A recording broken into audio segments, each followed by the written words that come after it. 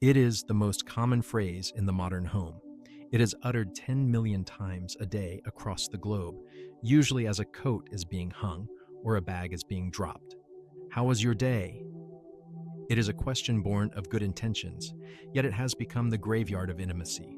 We ask it not because we are curious, but because we are habituated. And we answer it with the same hollow reflex. Fine, good, busy. In that exchange, two souls who have promised to navigate the cosmos together have instead settled for a transactional report. We have replaced the deep, stoic interrogation of life with a superficial script. But what if your evening greeting wasn't a formality, but a key? What if, instead of asking about the events of her day, you asked about the state of her soul? Welcome back to the Stoic Woman. Today, we are retiring the most boring question in the world. We are exploring 10 Stoic alternatives that move beyond the what and into the why. We are learning how to use the virtue of justice to truly see the person standing in front of us. This is the art of the philosophical union, the ritual of the unseen. In the Stoic tradition, a relationship is not merely a legal or romantic contract. It is a shared exercise in Oikiosis, the process of making another's well-being as important as your own. When we ask a generic question like, "How was your day?" we are failing in our duty of attention. We are offering a preferred indifferent, a polite greeting, instead of a moral good, true presence. The reason "How was your day?" fails is that it asks for a summary of externals. It asks for a weather report of the office, the traffic, and the chores. But a Stoic is not interested in the weather. The Stoic is interested in the pilot. To truly connect with your partner, you must stop asking about the storm and start asking how she navigated the ship. When you change the question, you change the frequency of the home. You signal that you are not just a roommate or a co-parent, but a fellow Procopton, a student of life who values her growth, her struggles, and her internal victories above all else. The 5 movements of intentional inquiry. To transform your communication, we will structure this exploration into 5 core lessons, each offering a pair of deep, Stoic alternatives to the standard greeting. The virtue audit, moving from "what happened" to "who were you?" The dichotomy of the evening, separating the world's noise from the home's peace. The recognition of fortitude, validating the struggle, not just the success. The shared citadel, questions that build a collaborative sanctuary. The evening review, for two, closing the day with philosophical clarity. The practical exercise, the 3-second pause. Before we dive into our first chapter, let us master the physicality of the question. A Stoic question asked while looking at a screen is a contradiction. It is a lie. Tonight, when your partner returns or when you sit down together, I invite you to practice the 3-second pause. The physical anchor. Put down whatever is in your hands. Turn your body fully toward them. The silence. Look into their eyes for 3 full seconds before speaking. Do not rush to fill the air. The selection. Do not ask the first thing that comes to mind. Ask yourself, what part of her soul do I want to invite into the room right now? This pause creates a sanctuary of attention. It tells her that she is the most important impression, fantasia, in your universe at this moment. Only after this silence do you reach for your new vocabulary. Chapter 1. The virtue audit, seeing the arete. The first movement in retiring, "How was your day?" is shifting from a report of events to a report of character.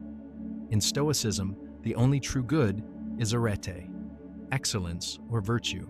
When we ask about the events of the day, we are asking about indifference. We are asking about things that, in the long run, do not matter. Instead, we must learn to perform a virtue audit. Alternative 1. What made you feel proud of yourself today? This is perhaps the most powerful question a partner can ask. It bypasses the busyness and goes straight to her agency. The psychology. It forces her to scan her day, not for tasks completed, but for moments of integrity. Perhaps she was patient with a difficult client. Perhaps she was honest when it was inconvenient. The result, you are telling her that you value her effort and her character more than her output. You are helping her build her own inner citadel by acknowledging the stones she laid that day. Alternative 2. Where did you see excellence today?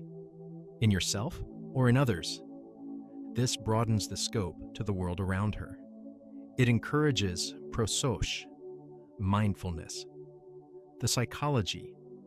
It shifts the brain away from the complaint cycle, the bad coffee, the rude driver, and toward the recognition of virtue. The result, it turns the evening meal into a philosophical symposium. You are no longer just venting, you are identifying the good. By asking these questions, you are training each other to look for the divine spark in the mundane. You are teaching each other that the success of the day isn't found in the bank account or the to-do list, but in the quality of the mind. Chapter 2. The Dichotomy of the Evening, Guarding the Threshold. The second movement in reclaiming the evening is the mastery of the dichotomy of control. In a world that demands 24/7 connectivity, the workday never truly ends. It follows us into our kitchens and our bedrooms through our devices. To save your connection, you must act as a guardian of the threshold, helping your partner distinguish between the external storm and the internal sanctuary. Most "how was your day?" conversations fail because they invite the stress of the office to sit at the dinner table. You spend 40 minutes relitigating a meeting or complaining about a colleague. You are physically together, but mentally, you are both still at work. Alternative 3. Was there anything today that felt out of your hands, and how are you letting it go? This is a surgical question. It doesn't just ask for a complaint, it asks for a resolution. The psychology. It identifies the externals, the boss's mood, the broken printer, the market dip, and labels them correctly as things that do not belong in the home. The result, it creates a ritual of emotional unloading. By verbalizing the act of letting go, she is mentally closing the laptop of her mind. Alternative 4. What is one way I can help you protect your peace tonight? This shifts the husband from a passive listener to an active ally. The psychology. It recognizes that peace, ataraxia, is a fragile state that requires intentional protection. The result, it transforms the relationship into a shared citadel. You're asking for her strategic requirements.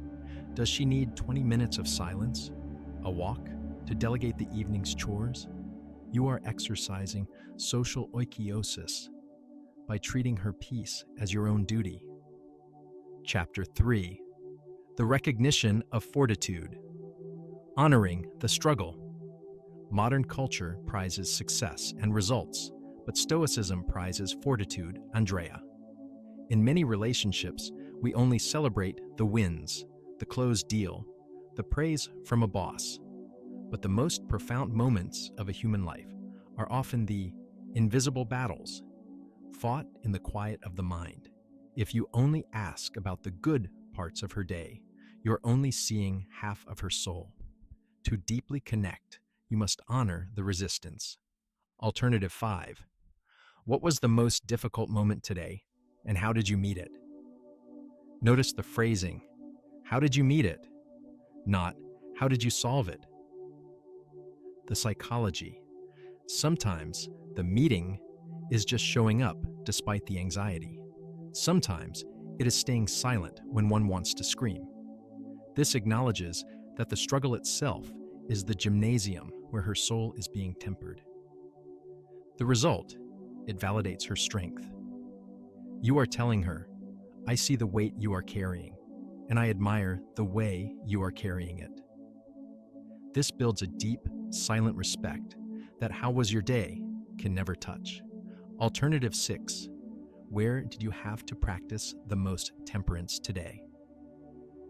Temperance is the art of self-mastery.